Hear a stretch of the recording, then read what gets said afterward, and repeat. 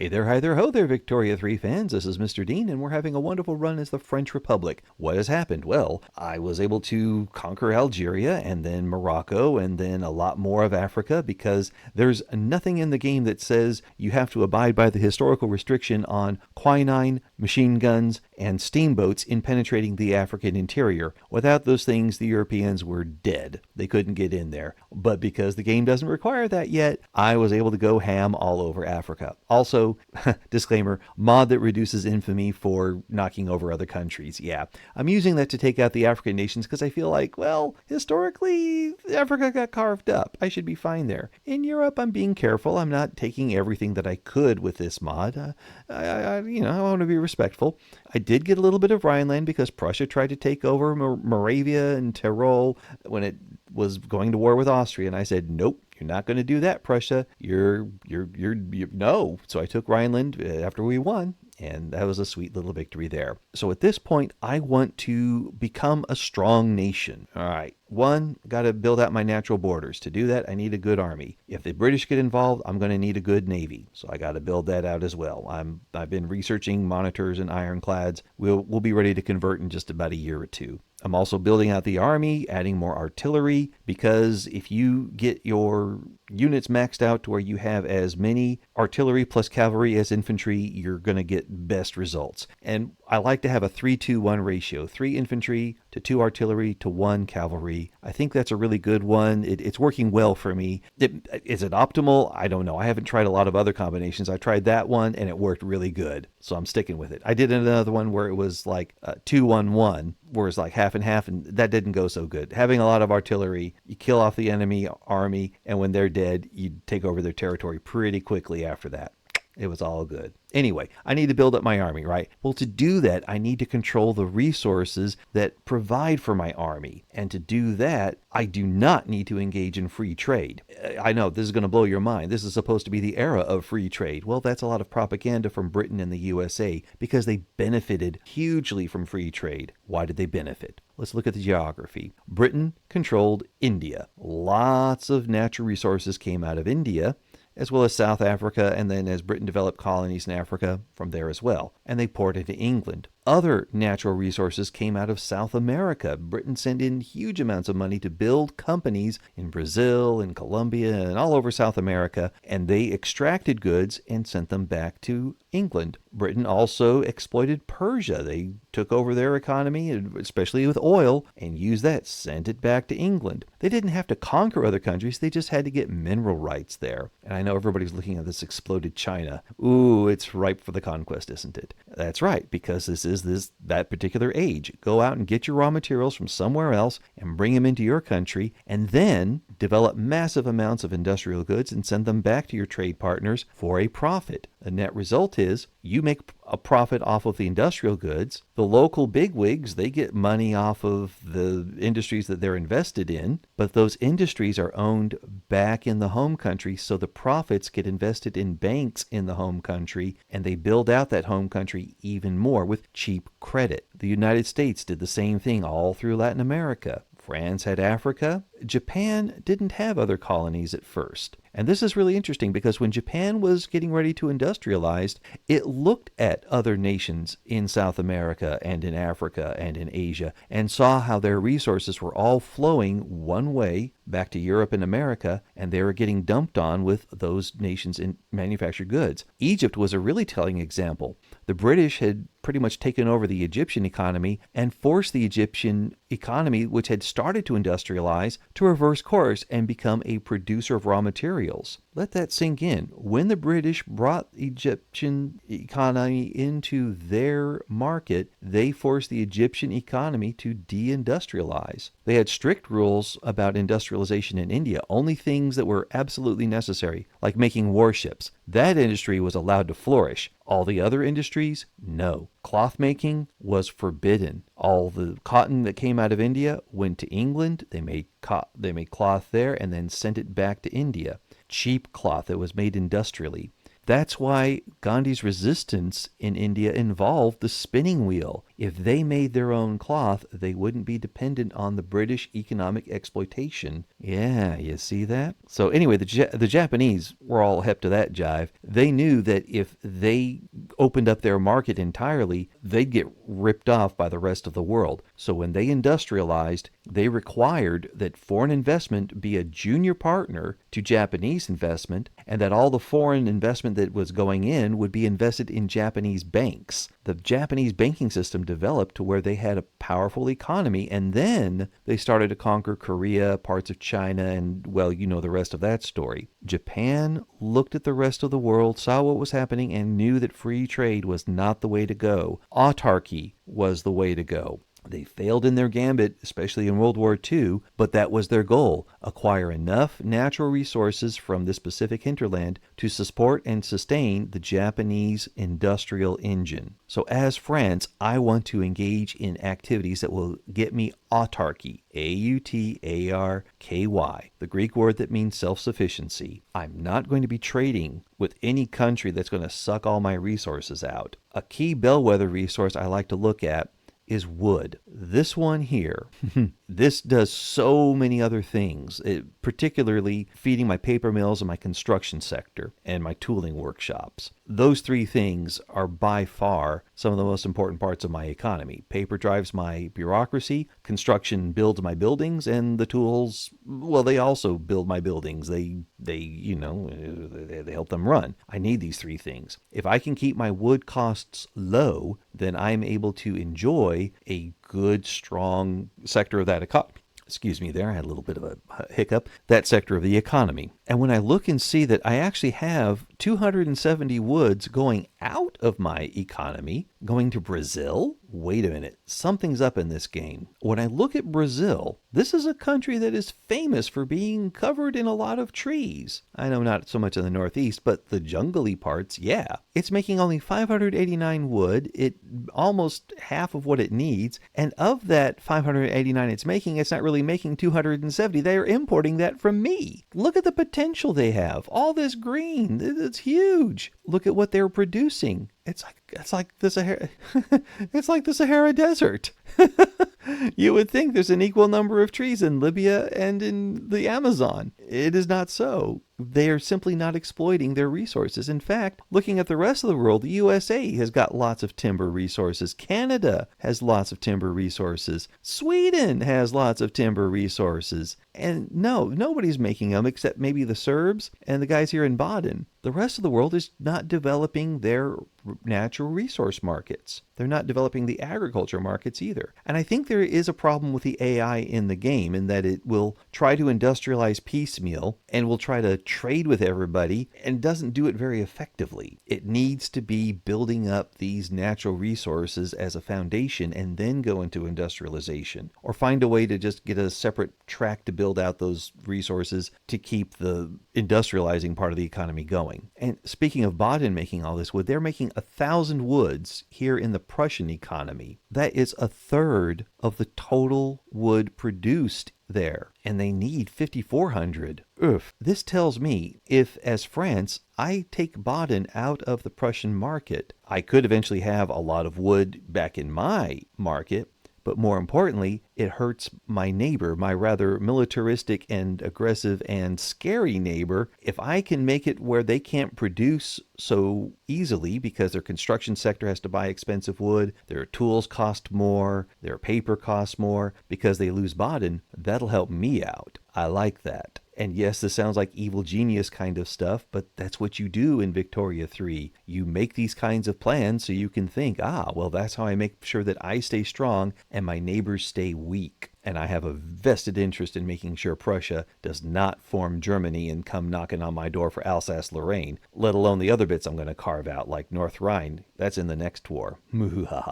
So I want to take a look and see what happens to Prussia's economy after I have a little war to make Baden my protectorate. That's coming up. But you also saw they had a huge deficit in wood. I'm looking at the British market over here. It's even worse. They're almost 3,000 woods short, and they shouldn't be. They've got Canada. They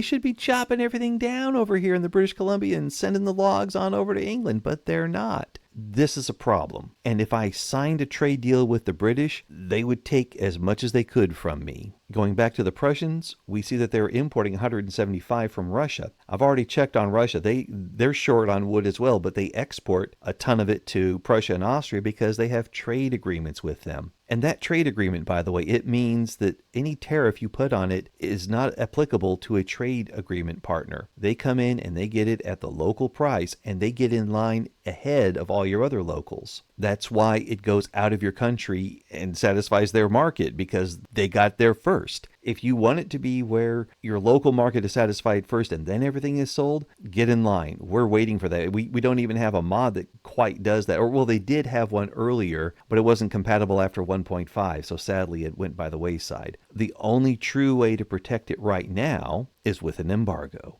And that's just what I did against the Prussians and the British, to make sure that none of my stuff went to their country to make them stronger. They're both my rivals. They need to not have my stuff. In particular, Prussia was actually supplying about 110 small arms to my economy. That hurts my local producers, and it also means that when I have a war with Prussia, I'm not going to have access to those. Autarky demands that I develop the things I need for my nation to survive on its own, so that way when the bad war happens and I don't have access to trade markets because I've either been embargoed or somebody has been commerce raiding on my lines, or both, doesn't matter. I can make it in my own country. I'm good. And if you're wondering, well, why would I be trading guns with Prussia? Well, the thing was, I wasn't. The default view in trade routes is your routes. See here, your routes. Take a look at the filters and you can click on filter by owner all. This now shows all the AI generated routes. Yeah, and some of these ain't very profitable. Others, well, like this Brazilian wood thing, well, yeah, I mean, it's kinda profitable here. This is my hardwood one. I'm sending them 260, but if I go all the way down to my actual wood one, here it is, 270 wood going to Brazil, making $959 off of that. Yeah, that's profitable. You see, that's why they got in line ahead of everybody else in my country. They're paying a little bit extra so they can get their hands on that. And I can't cancel it because the AI built this thing out. The AI are the industrialists. They're the ones willing to sell my nation in order to make a profit. They're the ones who are going to sell their own grandmother if it makes them a profit. The ones with the X's by them, those are the ones that my state required, and that's why I can cancel them. The state's behind those. The industrialists are behind all the others. And this is why I do not want the industrialists to be in charge of my government, because when they do, then they petition to have free trade passed, they petition to have laissez-faire passed, and that means I can't do anything to control my industries. They'll only be run to make the rich richer. I'm not being some kind of wild-eyed socialist. I'm trying to be a realistic, down-to-earth nation-state builder. I've got to have control over aspects of my economy that are critical for the war-fighting effort. And I don't get that with free trade, and I certainly don't get that with laissez-faire. I get that with interventionism, or stronger, and I get that with mercantilism, or protectionism. Isolationism, that cuts off all the trade, and that means I'd have to go in and find all these little things that I am trading on, and suddenly I'm in deficit. So if you're going to go into isolationism and you look at your only your own trade routes and you think, oh, I'm fine with that. I'll just cancel a couple of these. It's a little bit here, a little bit there. I'll be fine. No, you won't. Look at all the trade routes and then you realize, oh, wow, that is quite a bit of silk I'm importing there. And ooh, that's a big chunk of iron and coal. And there's the grain. You suddenly have to come up with that, or account for like why you're not exporting anymore and suddenly have a much bigger surplus. So be warned, if you go into isolationism, that's not the best path to autarky. For example, here, this trade with Sweden for iron, this is a good thing, right? I am importing iron from Sweden. That's supposed to happen historically. I'm okay with that. I don't think I'm going to have a war with Sweden. Should be good to go. If, however, I'm having an issue where my local iron producers aren't making so much, then maybe I need to do something about that so I can knock out the Swedish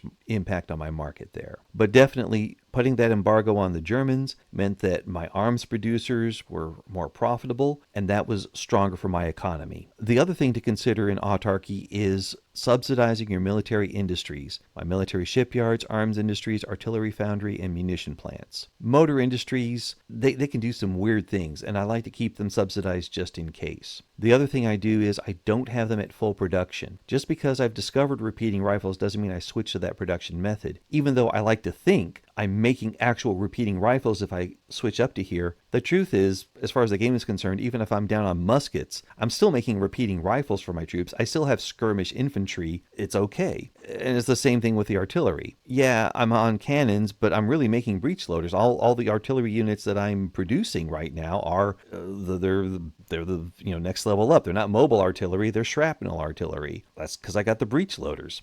So yeah, it's whatever. But in time of war, I've got this amount here that I'm making now, 75, and I can ramp up by another 120 should I need to. And I will when I go to war over Baden. I'm pretty sure Prussia will get involved. And that's when I cut over to breech loading. And that's when I cut over to repeating rifles and make a lot of good stuff that way. After the war is over, I'll check on those and I'll see if I can cut production in order to keep them profitable. Because if I keep them producing at this huge rate, they're going to go out of business, and that's just not good for the people there. They start to riot, and that's no fun. Just cut the production down and let it be normal. And I know that it looks like, oh no, we're going to switch between engineers and laborers. I hate that part too. It would be much better if we could just say, instead, because of the technology change, I'm going to make a new kind of weapon, a new production method, but then also be able to say how much of it I want to make, like on a scale of 10 to 100%, how, what's the level of ramping on my factory. That would be much better than just saying, well, looks like we discovered repeating rifles. If we want to be really historical, I gotta start closing down some factories because I'm overproducing here. And then when we get into war, suddenly we don't have enough. And but that's for something for a later version of the game. We really should have an ability here to control what percent of production we're ramping at, and then we can fine tune our economy. As it stands, though, for practicing autarky, I need to be able to make all of my own arms, artillery, and munitions. Importing in a shortfall is an okay thing to do, but I want to have enough capacity domestically so when we go to war, we are able to supply our troops with what we make coming out of our own country. Okay, enough talk about war. Let's take a look and see what happens after I make Baden my protectorate. So here we are, 2 years later, we have fought the war. If we take a look at our market, we see that Switzerland and Baden have joined in. Switzerland, for some reason, chose to support Baden when I made my protectorate move, so I made a war goal to make Switzerland a protectorate as well. I feel good about that because it's a small country there and it won't impact my market too much. And because Prussia got involved, I made them switch Hohenzollern over to me and conquer North Rhine outright. That was fun.